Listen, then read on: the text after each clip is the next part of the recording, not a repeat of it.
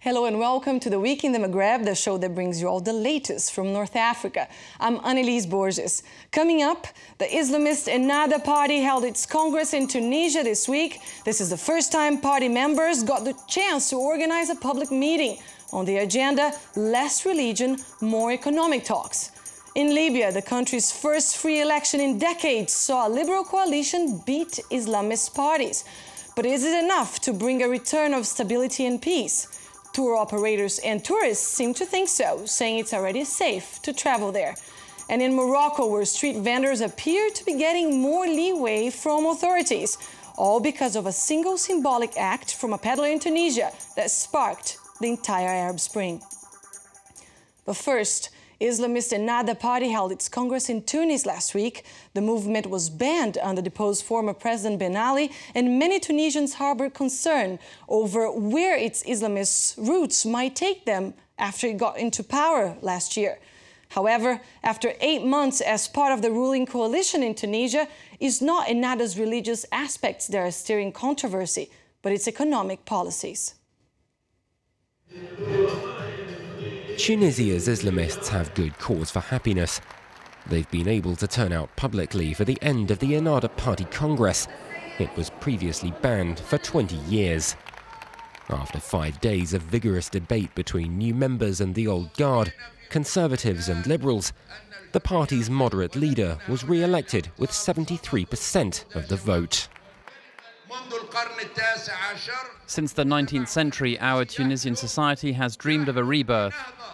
It's dreamed of freedom, of conserving the gains that progress has provided, while still remaining Tunisian and Muslim. Today, that precisely is the Ennahda party's aim.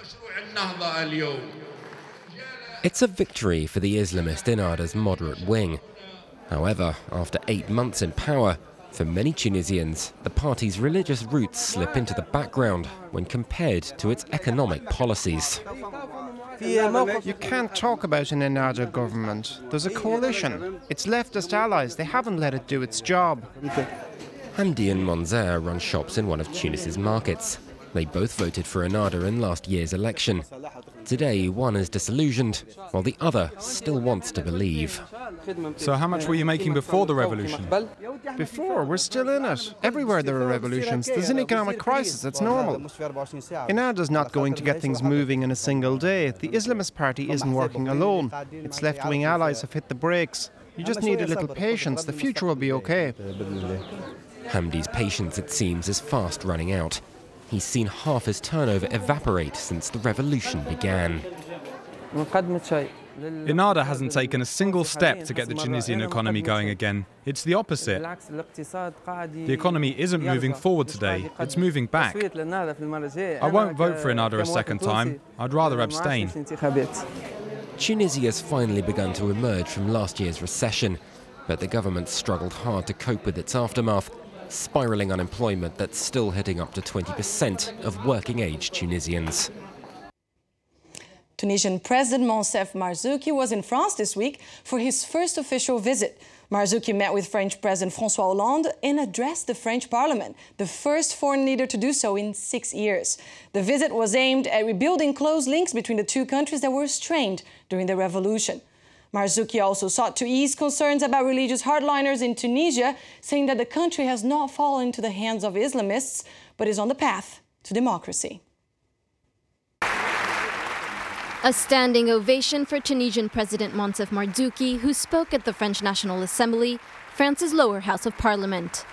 A real honor for his country after its fight for democracy. The new head of state began by addressing concerns about the rise of fundamentalism in Tunisia, where the Islamist party Ennahda holds a majority in parliament. Has Tunisia fallen into the hands of Islamists? The answer is no. Tunisia is on the path to democracy. The seats where the French right-wing party usually sits were, for the most part, empty. The previous government of President Nicolas Sarkozy had given its support to former dictator Ben Ali. But the French Socialist Party encouraged Tunisia in its democratization process, saying it would keep an eye on human rights issues. Islam and democracy can live together. In fact, they must cohabit. Tunisia today is engaged on this original journey. And Monsef Marzouki is up for the challenge. For him, Tunisia can serve as a model to the Arab world. We must succeed on this journey in Tunisia because if we do, the Arab world will be encouraged to follow in our footsteps. Perhaps our way of moving forward can be an example and will help pacify what we call the Arab world. Finally, President Marzouki expressed his gratitude to France for standing by Tunisia and reaffirmed his friendship with the French nation. We absolutely want to promote, develop and reinforce our relations with Europe, and particularly with France, which for us is the gateway to Europe and with whom we have so many ties. Crucial ties. France is Tunisia's first economic partner, and 600,000 Tunisians live on French soil. Libyans have chosen a new parliament in their first free election in decades. The poll saw a liberal coalition beat out Islamist parties. The National Assembly will appoint a new interim government until fresh elections can be held on the basis of a new constitution. It's the first elected government since Gaddafi came to power in 1969. Now, tourists have started heading for Libya after a civil war that ripped the nation apart last year. It's not your run-of-the-mill destination, but visitors are looking to understand the Libyan crisis by meeting people there and are now discovering cities like Tripoli and Misrata. Months after the revolution ended and following a successful election process, tour operators believe it's safe to visit.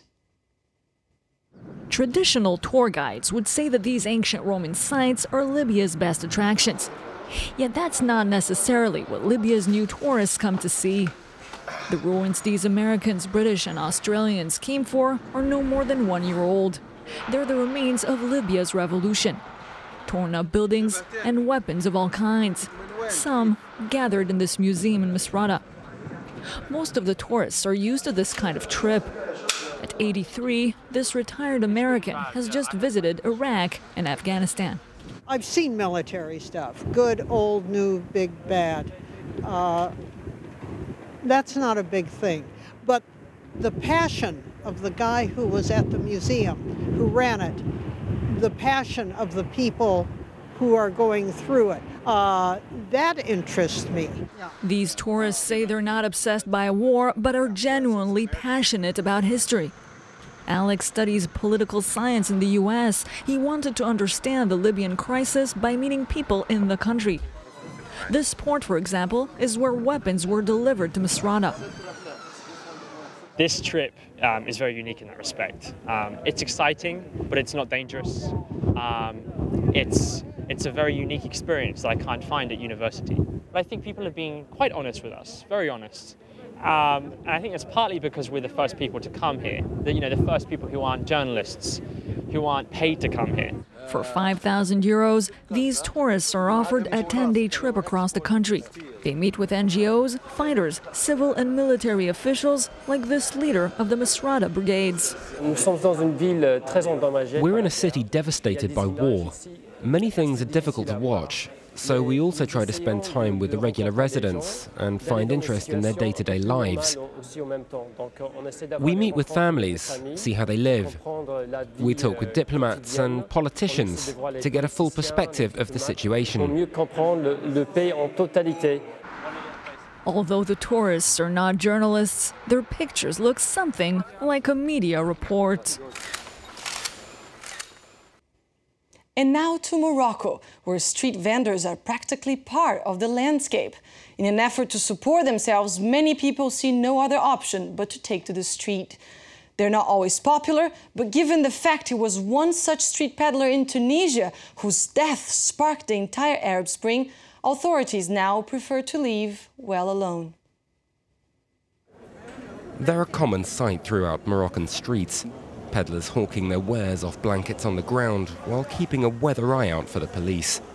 Even when the law does come calling, moving people on, it's only a few minutes before they return. People from all walks of life. There are the poor, people who are sick. There are even others who have money but sell on the streets anyway.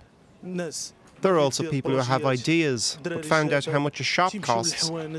No less than 120,000 dirhams to rent, while a storage unit costs 20,000. Once, becoming a street vendor was only for those who had no other choice. Today, though, you're as likely to find qualified graduates out peddling as anyone else. They can earn up to 400 dirhams a day, about 40 euros, even more than a fully employed worker. 4 years after finishing my studies, I've had no opportunities or alternatives.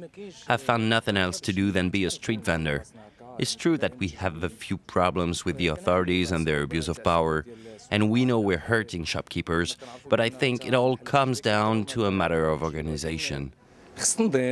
Such informal commerce can net huge profits, and entire families often take part. Official figures estimate the market's worth at up to 4.5 billion euros, a huge loss to those who work officially. They cause a lot of problems for us. They make a huge racket. And on top of that, there's all the rubbish they produce. The competition spawns disloyalty. Customers prefer to buy from these peddlers rather than from us. Still, crackdowns have been rare. The fire that vegetable seller Mohamed Bouazizi used to set himself ablaze in Tunisia at the end of 2010 swept far beyond those borders. It culminated in the Arab Spring that swept leaders across the region from power. Authorities now tend to leave street vendors alone, as long as there's no danger to security. We came up with a strategy, we're still putting the final touches on it. It consists of accommodating these peddlers rather than staying with the logic of repression, which is what was happening before. It's a socio-economic phenomenon that we can't neglect. It's thought there could be as many as 240,000 such vendors currently walking the streets, a number that only seems certain to rise, with some speaking of an entirely new professional category. That's all we have time for. Stay tuned to France 24.